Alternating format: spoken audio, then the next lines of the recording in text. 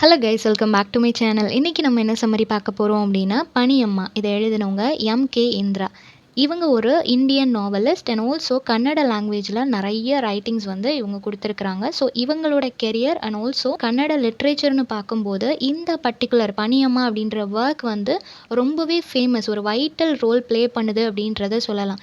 ஏன் அப்படின்னா, இதில் அவங்க பேசியிருக்க அந்த ஒரு தீம் ப்ரீ இண்டிபெண்டன்ஸ் பீரியட் இருக்குது இல்லையா, அந்த டைமில் எந்த அளவுக்கு விமென்க்கு அகெயின்ஸ்டாக க்ரூயலான ரிச்சுவல்ஸ் கஸ்டம் எல்லாம் இருந்துச்சு அப்படின்றத ரொம்பவே ஓப்பனாக பேசியிருப்பாங்க. ஈவன் தோ நிறைய புக்ஸ் இதை மாதிரி இருந்தாலும் இந்த புக்கில் வந்து ரொம்பவே சோல்ஃபுல்லாக ஒரு பர்சனோட லைஃப்பை பற்றி பேசியிருப்பாங்க. பனியம்மா அப்படின்ற கேரக்டர் இவங்களோட அம்மா கிட்ட வந்து அவங்களோட ஸ்டோரியை நேரேட் பண்ணுற மாதிரி தான் இந்த நாவல் அமைஞ்சிருக்கும். இவங்களோட பர்சனல் லைஃபுமே எடுத்துக்கிட்டால் இவங்களுக்கு 12 வயசு இருக்கும்போதே மேரேஜ் பண்ணி கொடுத்துட்டாங்க. ஸோ ஒரு சைல்ட் லைக் பிஹேவியர் இருக்கக்கூடிய அந்த ஏஜில் மேரேஜ் ஆனால் ஒரு பொண்ணோட மைண்ட் செட் எப்படி இருக்கும், அவள் என்ன மாதிரியான இமோஷன்ஸ் எல்லாத்தையும் அவள் வந்து டாலரேட் பண்ணுற மாதிரி இருக்கும், அவளோட மைண்ட் செட் எப்படி இருக்கும் அப்படின்றத ரொம்பவே அழகாக அவங்களோட எக்ஸ்பீரியன்ஸ் அண்ட் ஆல்சோ இந்த நாவலில் வரக்கூடிய கேரக்டர் மூலமாகவும் எக்ஸ்ப்ரெஸ் பண்ணியிருப்பாங்க. ஸோ டைட்டில் பனியம்மா அப்படின்றது தான் ப்ரொட்டகானிஸ்ட், ஓகேவா. ஸோ அவங்களோட லைஃப்பில் என்ன நடந்துச்சு அப்படின்றத சொல்லியிருப்பாங்க.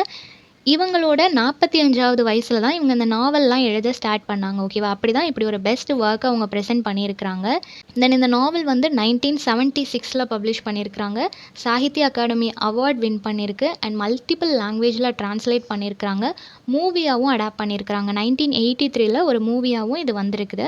இதில் வந்து எதை பற்றி பேசுகிறாங்க அப்படின்னா, சோஷியல் இஷ்யூஸ், விமனோட எக்ஸ்பீரியன்ஸ். ஒரு பொண்ணு வந்து இப்போ குழந்தை திருமணமாக இருக்கட்டும், இல்லை அதுக்கப்புறம் நடக்கக்கூடிய ஒரு கணவன் இறந்து போயிட்டான் அப்படின்னா அந்த பொண்ணு எந்த அளவுக்கு இந்த சொசைட்டி டார்ச்சர் பண்ணுது, எப்படியெல்லாம் கார்னர் பண்ணுதுன்றதை வந்துட்டு ரொம்பவே இமோஷ்னலாக எக்ஸ்ப்ரெஸ் பண்ணியிருப்பாங்க. அண்ட் ஆல்சோ இதோட செட்டிங் அப்படின்னு பார்க்கும்போது கர்நாடகாவில் இருக்கக்கூடிய ஒரு ஸ்மால் டவுனில் நடக்கிற மாதிரி சொல்லியிருப்பாங்க. பீரியட் வந்து கலோனியல் பீரியட், ஓகேவா. நம்மளுக்கு ஃப்ரீடம் கிடைக்கிறதுக்கு முன்னாடி என்ன மாதிரியான சிச்சுவேஷன் இருந்துச்சு, பிரிட்டிஷ் நம்மளை ரூல் பண்ணுறதுக்கு முன்னாடி அந்த சவுத் இந்தியாவில் என்ன மாதிரியான கஸ்டம் அண்ட் ட்ரெடிஷன் ஃபாலோ பண்ணாங்க அப்படின்றத சொல்கிற மாதிரி இருக்கும். ஸோ ஸ்பெசிஃபிக்கலி அந்த 18th to 19th century, ஓகேவா, ஏர்லி 20th century நடக்கிற மாதிரி சொல்லியிருப்பாங்க. ஸோ இதில் அவங்க ஃபோக்கஸ் பண்ணுறது இந்த ஹிந்து சொசைட்டி, ஆர்த்தடாக்ஸ் ஹிந்துஸ் இருப்பாங்க இல்லையா, அதுலேயும் முக்கியமாக பிராமின் சொசைட்டியில் அவங்க என்ன மாதிரியான கஸ்டம் அண்ட் ரிச்சுவல்ஸ் எல்லாம் விமனுக்கு அகேன்ஸ்டாக ஃபாலோ பண்ணிகிட்டு இருந்தாங்க அப்படின்றது சொல்கிறாங்க. ஸோ கேரக்டர்ஸ் பார்த்துடலாம். பனியம்மா இவங்க தான் ப்ரொட்டகானிஸ்ட், ஓகேவா. ஸோ இவங்க ஒரு விடோ உமனாக இருப்பாங்க. அப்படி ஒரு விடோ உமனாக இவங்களோட லைஃப் எப்படி இருந்துச்சு அந்த ஜேர்னியை பற்றி தான் சொல்லியிருப்பாங்க.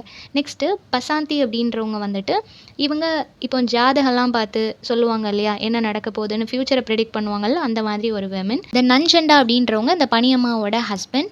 தென் பிரேமாபாய் அப்படின்ற ஒரு கேரக்டர், இவங்க வந்து ஒரு கிறிஸ்டியன் லேடி. பிராமின்ஸ் மோஸ்ட்லி அவங்களோட கம்யூனிட்டியை தாண்டி கொஞ்சம் எக்ஸ்ப்ளோர் பண்ணுறது, மற்றவங்க கிட்ட பேசுகிறது, அவங்களோட பழக்க வழக்கம் வச்சுக்கிறது எல்லாம் கொஞ்சம் கம்மியாக இருந்துச்சு இல்லையா. இப்போ இல்லை, ரொம்ப ஏர்லியர் பீரியடில் இப்போது நார்மலாக பேசுகிறாங்க, பழகுறாங்க, எல்லாருமே ஈக்குவல் அப்படின்ற மைண்ட் செட்டுக்கு ஓரளவு வந்துட்டாங்க. பட் ஏன்ஷியன் பீரியடில் அவங்களோட ரிச்சுவல்ஸ், அவங்களோட பழக்க வழக்கங்கள் எப்படி இருந்துச்சு அப்படின்றத சொல்கிறாங்க.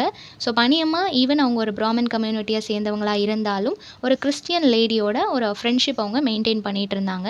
தென் தாக்ஷாயினி அப்படின்றவங்க யாருன்னா இந்த பனியம்மா ஃபேமிலியில் உள்ள ஒரு சைல்டு, ஓகேவா. ஸோ இவ்வளோ தான் இம்பார்ட்டன்ட் கேரக்டர்ஸ். ஓகே, சம்மரி பார்த்துடலாம். எப்படி ஸ்டார்ட் பண்ணுறாங்க அப்படின்னா, கர்நாடகாவில் இருக்கக்கூடிய ஒரு ஸ்மால் டவுனில் ஒரு பெண் குழந்தை பிறக்குது. அந்த குழந்தை பேர் தான் பனியம்மா. ஸோ அவங்களுக்கு வந்து மோஸ்ட்லி அந்த ஹிந்துஸ் என்ன பண்ணுவாங்க, ஜாதகம் எழுதுவாங்க இல்லையா குழந்தை பிறந்த உடனே, அந்த மாதிரி எழுதுறதுக்காக அவங்க ஒரு லேடியை பார்க்குறாங்க. அந்த லேடி வந்து இவங்களோட லைஃப்பை ப்ரெடிக்ட் பண்ணிவிட்டு என்ன சொல்கிறாங்க அப்படின்னா, இவங்க வந்து 100 வருஷத்துக்கு மேலே ரொம்ப சந்தோஷமாக நிறைய குழந்தைங்களோட அவங்களோட பார்ட்னரோட ரொம்ப சந்தோஷமாக இருப்பாங்க அப்படின்ற மாதிரி ஃபுல் ஆஃப் பாசிட்டிவ் கமெண்ட், அவங்க நல்லா இருப்பாங்கன்றதை சொல்லிட்டாங்க. ஸோ அந்த பேரண்ட்ஸுக்கு ரொம்பவே சந்தோஷமாக இருக்குது. இப்போ அந்த குழந்தை வளருது. ஸோ பனியம்மாவுக்கு வந்துட்டு நியர்லி ஒரு 9 வயசு இருக்கும்போது அவங்க வீட்டில் அவங்களுக்கு மேரேஜ் அரேஞ்ச்மெண்ட் பண்ணுறாங்க. அந்த வயசில் அந்த குழந்தைக்கு மேரேஜ்னாலோ அதுக்கப்புறம் இருக்கக்கூடிய லைஃபோ அந்த செக்ஷுவல் ரிலேஷன்ஷிப் எதை பற்றியும் அவங்களுக்கு எந்த ஒரு நாலேஜும் இருக்காது இல்லையா. அந்த மாதிரி இருக்கக்கூடிய பருவத்தில் அந்த குழந்தைக்கு மேரேஜ் அரேஞ்ச்மெண்ட் எல்லாமே நடந்துகிட்ருக்கு. ஈவன் அந்த குழந்தைக்கு இதை பற்றி எந்த ஐடியாவும் இல்லைனாலும் அந்த குழந்தைகிட்ட எந்த ஒப்பீனியனும் கேட்குறது கிடையாது. இவங்கள தான் நீ கல்யாணம் பண்ணிக்க போகிறன்னு சொல்கிறது கிடையாது. இவங்க தான் மாப்பிள்ளைன்னு சொல்லி ஒரு பர்சனை கூட்டிகிட்டு வந்து இந்த குழந்தைக்கு கல்யாணம் பண்ணி வைப்பாங்க. ஸோ இந்த மாதிரி பனியம்மாவோட லைஃப்லையும் ஒரு பர்சனை கூட்டிகிட்டு வந்து கல்யாணம் பண்ணி வைக்கிறாங்க. அந்த குழந்தையும் அப்பா அம்மா ஏதோ ஃபங்க்ஷன் பண்ணுறாங்கன்னு சொல்லிட்டு ஹாப்பியாக அதில் பார்ட்டிசிபேட் பண்ணுது. அந்த ஃபர்ஸ்ட் அண்ட் லாஸ்ட்டு தான் சொல்லணும், அப்போ தான் பனியம்மா வந்து அவங்களோட பார்ட்னரோட ஃபேஸே பார்க்குறாங்க. அதுக்கப்புறம் அவங்களுக்கு கல்யாணம் முடிஞ்ச உடனே அவர் வந்து அவரோட வில்லேஜுக்கு போயிடுறாரு. பனியம்மாவையும் கூட்டிட்டு போல. பனியம்மா அவங்க பேரண்ட்ஸோட தான் இருக்கிறாங்க. எதுக்காக கூட்டிட்டு போல அப்படின்னா, அவங்க வில்லேஜ்ல என்ன மாதிரி ஒரு கஸ்டம் ஃபாலோ பண்றாங்கன்னா, இந்த குழந்தையா இருக்கும்போதே அவங்களுக்கு நியர்லி ஒரு 7 டூ 9 இயர்ஸ் அந்த வயசுலயே அவங்களுக்கு கல்யாணம் பண்ணி குடுத்துடுறாங்க. ஆனா, அந்த வயசுல அந்த குழந்தைங்க ஏஜ் அட்டெண்ட் பண்ணியிருக்காது இல்லையா? ஸோ, அதனால அந்த குழந்தைங்க கல்யாணம் முடிஞ்சதுக்கு அப்புறமா அவங்க பேரண்ட்ஸோடயே வளரட்டும். தென் அவங்க அந்த ஏஜ் அட்டெண்ட் பண்ணதுக்கு அப்புறமா அவங்களோட ஹஸ்பண்ட் வீட்டுக்கு அவங்க போலாம். அதுக்கப்புறம் அவங்க வந்து ஒரு மேரேஜ் லைஃப் ஸ்டார்ட் பண்ணலாம் அப்படின்ற மாதிரி ஒரு கஸ்டம் வச்சிருப்பாங்க. அதனால இவங்கள வீட்ல விட்டுட்டு அவரோட வில்லேஜுக்கு போயிடுறாரு. ஸோ, இப்போ இவங்களும் ஓகே ஃபங்ஷன் முடிஞ்சது நம்ம வீட்ல இருக்கிறோம் அப்படின்ற மாதிரி இந்த குழந்தையும் இங்க சந்தோஷமா இருக்குது. ஸோ அவங்களுக்கு என்ன நியூஸ் கேள்விப்படுறாங்க அப்படின்னா, பனியம்மாவோட அந்த ஹஸ்பண்ட் இருக்கிறாங்க இல்லையா? அவங்க ஒரு பாம்பு கடிச்சு இறந்து போயிட்டாங்க அப்படின்ற நியூஸ் இவங்களுக்கு தெரிய வருது. இது தெரிய வந்த உடனே ஊர்ல இருக்கிறவங்க எல்லாருமே சேர்ந்து பேசுறாங்க. என்ன பண்ணலாம் அப்படின்னு சொல்லிட்டு பேசுறாங்க. ஏன்னா இதுவரைக்கும் இந்த மாதிரி எதுவுமே நடந்ததில்ல. யூசுவலா அந்த வில்லேஜ்ல என்ன நடக்கும் அப்படின்னா, இதே மாதிரி 7 டூ 9 இயர்ஸ்ல கல்யாணம் முடிச்சுட்டு, தென் அவங்க ஏஜ் அட்டெண்ட் பண்ணதுக்கப்புறம் ஹஸ்பண்டோட வீட்டுக்கு போயிருவாங்க. லைஃப்ப ஸ்டார்ட் பண்ணிருவாங்க. இந்த மாதிரி தான் இருக்கும். இது வந்து வியர்டா இருக்குதே என்ன பண்றது அப்படின்னு சொல்லி யோசிச்சுட்டு இருக்காங்க. தென் என்ன பிளான் பண்றாங்க அப்படின்னா, ஓகே மேரேஜ் நடந்து முடிஞ்சுட்டு தானே, அவங்க 2 பேரும் சேர்ந்து வாழலனாலும், அவங்க தான் ஹஸ்பண்ட் அண்ட் ஒய்ஃப்ன்றது எல்லாருக்குமே தெரியும். ஸோ நம்ம விடோவுக்கு என்ன பண்ணுவோமோ, அதே மாதிரி அந்த பொண்ணுக்கும் பண்ணலாம் அப்படின்னு சொல்லிட்டு, அந்த குழந்தைய கூட்டிட்டு வந்து, அவளோட பொட்ட அழிச்சு, அவளோட பேங்கிள் எல்லாத்தையும் உடைச்சு, எப்படி யூசுவலா நம்ம சினிமாலலாம் பார்த்துருப்போம் இல்லையா? அந்த கல்யாணம் முடிஞ்சு ரொம்ப வருஷம் கழிச்சு அவங்க ஹஸ்பண்டோட வாழ்ந்து, அவங்க ஹஸ்பண்ட் இறந்து போம்போது, அந்த அம்மாக்கு என்னலாம் பண்ணுவாங்களோ, அதே மாதிரி இந்த குழந்தைக்கு பண்றாங்க. ஈவன் இந்த ரிச்சுவலும் என்னன்றது அந்த குழந்தைக்கு தெரியாது. இருந்தாலும் அதில பார்ட்டிசிபேட் பண்ணுது. ஸோ எல்லாத்தையுமே பண்றாங்க. பட் இன்னும் எக்ஸ்ட்ரீமா அவங்க என்ன மாதிரியான ரிச்சுவல்ஸ் எல்லாம் வச்சிருக்கிறாங்க அப்படின்னா, ஒன்ஸ் ஒரு பொண்ணு விடோ ஆயிட்டா அப்படின்னா, அவங்க ஹஸ்பண்ட் இறந்து போயிட்டா அப்படின்னா, அவ வந்து தலைய ஃபுல்லா ஷேவ் பண்ணிக்கணும். மொட்டை அடிச்சுட்டு தான் இருக்கணும். ஒயிட் சாரி தான் வியர் பண்ணணும். யார்கிட்டயும் பேசக்கூடாது. ஒரு நாளைக்கு ஒரு மீல் மட்டும் தான். ஒரு வேளை மட்டும் தான் அவங்க சாப்பிடணும். ஸோ ஆண்கள் கிட்ட பேசவே கூடாது. வீட்ட விட்டு வெளிய வரக்கூடாது. எந்த ஃபங்ஷனும் அட்டெண்ட் பண்ணக்கூடாது. வீட்ட விட்டு வெளிய வரக்கூடாது. இந்த மாதிரி நெறைய கண்டிஷன்ஸ் இருக்கு. ஓகேவா? அதில சில கண்டிஷன்ஸ் எல்லாமே நம்மளால டாலரேட் பண்ணிக்க முடியாத அளவுக்கு ரொம்ப வொர்ஸ்ட்டான கண்டிஷன்ஸ் எல்லாமே அவங்க வச்சிருப்பாங்க. பட் இந்த மாதிரி சிவியரான கண்டிஷன் எல்லாம் எப்போ அப்ளிகபிள் ஆகும் அப்படின்னா, எப்போ அந்த பொண்ணு வந்து ஏஜ் அட்டெண்ட் பண்றாளோ, அப்பதான் அவ மொட்டை அடிச்சுட்டு அந்த ஒயிட் சாரியே கட்டிட்டு இருக்கணும். அந்த எக்ஸ்ட்ரீமான கஸ்டம்ஸ் எல்லாமே அவ ஏஜ் அட்டெண்ட் பண்ணதுக்கு அப்புறம் தான் அப்படின்றத சொல்லிடுறாங்க. கரெக்ட்டா அவ ஏஜ் அட்டெண்ட் பண்ணி அந்த ஒரு 3 டேஸ்க்கு அப்புறமா அவங்களுக்கு அந்த சடங்கெல்லாம் கழிப்பாங்க இல்லையா? ஸோ அதெல்லாம் முடிஞ்சதுக்கு அப்புறமா இந்த கஸ்டம் எல்லாம் நம்ம பண்ணலாம். அவளுக்கு வந்து ஹெட் ஷேவ் பண்றதா இருக்கட்டும், ஒயிட் சாரி வியர் பண்ண சொல்றதா இருக்கட்டும், ஃபேஸ மறைச்சுக்கிறதா இருக்கட்டும், இதெல்லாம் அதுக்கப்புறம் ஃபாலோ பண்ண சொல்லலாம். இப்போ வந்துட்டு பொட்டு வைக்கக்கூடாது, பேங்கிள்ஸ் போடக்கூடாது. அந்த மாதிரி சிம்பிளான விஷயங்கள் அவ ஃபாலோ பண்ணட்டும் அப்படின்னு சொல்லிடுறாங்க. இதுவே இந்த குழந்தைக்கு கஷ்டமா தான் இருக்கு. ஈவன் அதுக்கு என்னன்னு கூட தெரியல. எதுக்காக நம்ம இப்படியெல்லாம் இருக்கணும்னு கூட தெரியல. பட் அந்த குழந்தை வந்து இது எல்லாமே ஃபாலோ பண்ணிட்டு இருக்கு. இந்த கஸ்டம்க்கு அந்த பீப்பிள் வச்சிருக்கிற பேரு மதி. ஓகேவா? மதி அப்படின்ற இந்த ஒரு கஸ்டம் தான் அவங்க ஃபாலோ பண்ணிட்டு இருக்கிறாங்க. இப்போ பனியம்மா வந்து எல்லாத்தையுமே அக்செப்ட் பண்ணிக்கிறாங்க. ஒரு பாயிண்ட் ஆஃப் டைம்ல அவங்களுக்கு எல்லாமே கொஞ்சம் கொஞ்சமா புரிய ஆரம்பிக்கும் இல்லையா? ஸோ அவங்களுக்கு இப்போ சில வருஷங்கள் கடந்து போகுது. ஏஜ் அட்டெண்ட் பண்றாங்க. அகெயின் இன்னும் சிவியரான கஸ்டம் எல்லாம் அவங்க மேல திணிக்கப்படுது. எல்லாத்தையும் அக்செப்ட் பண்ணிக்கிறாங்க. இந்த ஒரு வொர்ஸ்ட்டான லைஃப்க்காக அவங்க காட ப்ளேம் பண்ணல. அவங்கள சுத்தி இருக்கிறவங்கள ப்ளேம் பண்ணல. பேரண்ட்ஸா இருக்கட்டும், யாரையுமே ப்ளேம் பண்ணல. ஓகே என்னோட லைஃப் இப்படி தான் இருக்கணுன்ட்டு என்ன படைச்சவரே இந்த மாதிரி தான் இருக்கணும்னு டிசைட் பண்ணிட்டாரு. ஸோ என்னால எதுவுமே பண்ண முடியாதுன்னு சொல்லி அக்செப்ட் பண்ணிக்கிறாங்க. பட் அவங்கள சுத்தி நடக்கிற நெறைய விஷயங்களையும் அவங்க வாட்ச் பண்ணிட்டே இருக்கிறாங்க. இவங்களுக்கு நடந்த மாதிரி இதுக்கப்புறம் யாருக்கும் நடக்கக்கூடாதுன்ற ஒரு விஷயமும் அவங்களுக்கு தோணிட்டே இருக்கு. இப்போ இந்த லைஃப்பை இவங்க அக்செப்ட் பண்ணி வாழ்ந்துட்டு இருக்கும்போது, தக்ஷாயினி அப்படின்னு சொல்லப்படுற ஒரு பொண்ணு, 14 வயசு இருக்கக்கூடிய ஒரு பொண்ணுக்கு மேரேஜ் பண்ணி வைக்கலாம் அப்படின்னு சொல்லி முடிவு பண்றாங்க. மேரேஜ் பண்ணி வைக்கிறாங்க. அப்போ அந்த பொண்ணும் இதே மாதிரி ஒரு ப்ராப்ளம ஃபேஸ் பண்றா. அவளோட ஹஸ்பண்ட் வந்து இறந்து போயிட்டாங்க. ஸோ அந்த பொண்ணையும் இந்த விடோவுக்கு பண்ணக்கூடிய கஷ்டம் எல்லாம் பண்ணணும். அந்த பொண்ணையும் இப்படி மொட்டைலாம் போட்டு அவங்களையும் வீட்டுக்குள்ள உட்கார வைக்கணும்னு சொல்லி பிளான் பண்ணிட்டு இருக்கிறாங்க. இப்படி பிளான் பண்ணும்போது இத பனியம்மாவால தாங்கிக்க முடியல. என்ன ரொம்ப முன்னாடி இந்த மாதிரியெல்லாம் பண்ணீங்க. நான் தாங்கிக்கிட்டேன். இப்போ நெறைய வருஷங்கள் கடந்து போயாச்சு.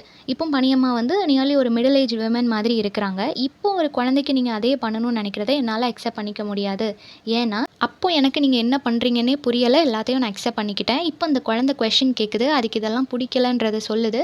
ஸோ அதோட ஒப்பீனியன நீங்க கேட்கணும். அவள நீங்க ஃபோர்ஸ் பண்ணக்கூடாது அப்படின்னு சொல்லிட்டு ஃபர்ஸ்ட் டைம் அந்த குழந்தைக்காக இவங்க வாய்ஸ் ரைஸ் பண்றாங்க. அந்த குழந்தைக்காக இவங்க நெறைய சப்போர்ட் பண்ணதுனால எல்லாருமே அத கன்சிடர் பண்ண ஆரம்பிக்கிறாங்க. ஸோ ஃபர்ஸ்ட் டைம் அந்த வில்லேஜ்ல இருக்கிற அந்த கஸ்டம் அண்ட் பீப்பிள் எல்லாருக்கும் அகெயின்ஸ்டா இவங்க வாய்ஸ் ரைஸ் பண்றாங்க. எல்லாரும் அப்பதான் திங்க் பண்றாங்க. ஓகே இது தப்பு அப்படின்றதே அவங்களுக்கு அப்பதான் புரிய வருது. அண்ட் ஆல்சோ இவங்க வந்து அங்க இருக்கக்கூடிய நெறைய அன்டச்சபிள் பீப்பிள் இருப்பாங்க இல்லையா? பிராமின்ஸ் அப்படின்றப்போ அவங்க ரொம்ப சுத்தமாக இருப்பாங்க, நிறைய விஷயங்கள் ஃபாலோ பண்ணுவாங்க. ஸோ அப்படி இருக்கும்போது அன்டச்சபிள் பீப்புள் கிட்ட பனியம்மா போயிட்டு நல்லா பேசுவாங்க. அவங்களோட ஒரு நல்ல ரிலேஷன்ஷிப் மெயின்டைன் பண்ணுவாங்க. ஈவன் அவங்கள யாராவது ப்ரெக்னெண்ட்டாக இருந்தாங்கன்னா இவங்க அந்த சைல்ட் பர்த்துக்கு ஹெல்ப் பண்ணுறதுக்காக ஒரு நர்ஸ் மாதிரி அந்த இடத்துக்கு இவங்க போயிட்டு ஹெல்ப் பண்ணுவாங்க. அவங்களால எவ்வளோ முடியுமோ அவ்வளோ அமௌண்ட் இவங்களுக்கு கொடுப்பாங்க. இவங்களும் எந்த அமௌண்ட்டும் டிமாண்ட் பண்ணாமல் அவங்க எவ்வளோ தராங்களோ அதை வாங்கிப்பாங்க. ஒரு நர்ஸ் மாதிரி எல்லாருக்கும் ஹெல்ப் பண்ணிட்டு இருந்தாங்க. தென் இவங்களுக்கு ஒரு கிறிஸ்டியன் ஃப்ரெண்ட் உண்டு. ஸோ இவங்க மற்ற கம்யூனிட்டி பீப்புள் கிட்ட பேசாமல் இருக்கிற அந்த சமயத்தில் இவங்க ஒரு ஃப்ரெண்ட்ஷிப் மெயின்டைன் பண்ணுறாங்க. ஸோ அவங்களோட சேர்ந்து நிறைய டைம் ஸ்பெண்ட் பண்ணுறாங்க. 2 பேரும் சேர்ந்து தான் ஒவ்வொருத்தங்களுக்கும் ஹெல்ப் பண்ண போகிறது. இந்த மாதிரி சொசைட்டியல் ஆக்டிவிட்டீஸ்லலாம் இன்வால்வ் ஆகுறாங்க. ஸோ வீட்டை விட்டு வெளியவே போகக்கூடாதுன்னு சொன்ன விமன் வந்து இப்போ நிறைய விஷயங்கள் பண்ணுறாங்க. இங்கே நடக்கக்கூடிய பிளைண்டான சில மூட நம்பிக்கைகளுக்கு அகெயின்ஸ்டாக வாய்ஸ் ரைஸ் பண்ணுறாங்க. ஸோ மக்களுக்கும் அப்போ தான் அவங்க பண்ணுறது தப்பு அப்படின்றது புரிய வருது. ஒரு கட்டத்தில் மக்கள் எல்லாரும் மாறி சரி ஓகே நம்ம இதெல்லாம் கொஞ்சம் கொஞ்சமாக விட்டுறணும் அப்படின்னு நினைக்கும் போது அவங்க இறந்து போகிறாங்க. நியர்லி ஒரு 100+ 112 வயசில் அவங்க இறந்து போகிறாங்க. இறந்து போகும்போது அந்த ஃபியூனரலுக்கு எல்லா கம்யூனிட்டியில் உள்ளவங்களும் வராங்க. யார்கிட்டலாம் இவங்க அன்பாக இருந்தாங்களோ எல்லாருமே அங்கே ஒன்றா நின்று அந்த ஃபியூனரலை அட்டென்ட் பண்ணுறாங்க. ஸோ அந்த இடத்துலையே அந்த கேஸ்ட் அப்படின்ற அந்த டிஸ்கிரிமினேஷனாக இருக்கட்டும் எல்லாமே இவங்களால் அந்த வில்லேஜில் உடையுது. பட் அதை அவங்களால கண்ணால் பார்க்க முடியல. அவங்க இறக்கும்போது அந்த ஃபியூனரலுக்கு எல்லாரும் ஒன்றா சேர்ந்து வராங்க. ஸோ அவங்களால முடிஞ்ச அளவுக்கு ஒரு ஸ்டெப் அவங்க இறந்து போன சமயத்தில் கூட அந்த வில்லேஜில் எடுத்திருக்கிறாங்க இல்லையா. ஸோ நிறைய பேரோட மனசில் மாற்றத்தை ஏற்படுத்துகிற மாதிரியான ஒரு புக்காக இந்த புக் இருந்திருக்கு. ஸோ கம்ப்ளீட்லி அவங்களோட லைஃப் அவங்க என்ன மாதிரியான சஃபரிங்ஸ் டாலரேட் பண்ணாங்க. இவங்கள மாதிரி நிறைய விமன் வந்து அந்த விடோ லைஃப்பை வந்து ரொம்ப கஷ்டப்பட்டு தாங்கிட்டு இருந்திருப்பாங்க. பட் இவங்க ஏன் அதில் வந்து பர்டிகுலராக சொல்கிறாங்கன்னா ரொம்ப சின்ன வயசில் வாழ ஸ்டார்ட் பண்ணுறதுக்கு முன்னாடியே அது என்னன்னு தெரியறதுக்கு முன்னாடியே அவங்க இந்த ஒரு கஷ்டமை வந்து அக்செப்ட் பண்ணிக்க வேண்டிய சிச்சுவேஷன் இல்லையா. ஸோ ரொம்ப ஹெவி ஹார்ட்டோட தான் இத்தனை வருஷங்கள் அவங்க கடந்து போயிருப்பாங்க. ஸோ ஃபர்ஸ்ட் அவங்க ஃப்யூச்சரை ப்ரெடிக்ட் பண்ணாங்க இல்லையா. அவங்க சொன்னதுலேயே ஒரே ஒரு விஷயம் மட்டும்தான் கரெக்ட். இவங்க 100 வயசுக்கு மேலே வாழ்ந்திருக்கிறாங்க. பட் ஒரு நாள் கூட சந்தோஷமாக இல்லை அப்படின்றது தான் உண்மை. ஸோ யாராலையும் நம்மளோட ஃப்யூச்சரை ப்ரெடிக்ட் பண்ண முடியாது. நம்ம அதை எப்படி மாற்றிக்கிறோம், நம்ம அதை எப்படி ப்ராப்பரான ஒரு பாத்தில் கொண்டு போகிறோம் அப்படின்றது தான் இருக்குது. யாரும் ப்ரெடிக்ட் பண்ணி சொல்கிறதில்ல. அடுத்த நிமிஷம் என்ன நடக்க போகுதுன்றது நமக்கு தெரியாது. ஸோ முடிஞ்ச வரைக்கும் நம்மளால் சொசைட்டியில் ஒரு சேஞ்சஸை கொண்டு வர முடியும், நல்ல ஒரு இம்பேக்டை கொண்டு வர முடியும் அப்படின்னா நம்ம க்ரியேட் பண்ணணும் அப்படின்றத ரொம்பவே அழகாக இந்த நாவலில் ஏன்ஷியன்ட் பீரியடில் ஃபாலோ பண்ண அந்த ஒரு பிளைண்ட் கஸ்டம் அண்ட் ட்ரெடிஷனை பற்றி அழகாக இதில் எக்ஸ்பிளைன் பண்ணியிருப்பாங்க. ஸோ இந்த சம்மரி எல்லாருக்கும் புரிஞ்சிருக்கும்னு நினைக்கிறேன். நெக்ஸ்ட் என்ன டாப்பிக்கில் வீடியோ போடலான்னு சொல்லி கமெண்ட் பண்ணுங்கள். தேங்க்யூ ஃபார் வாட்சிங்.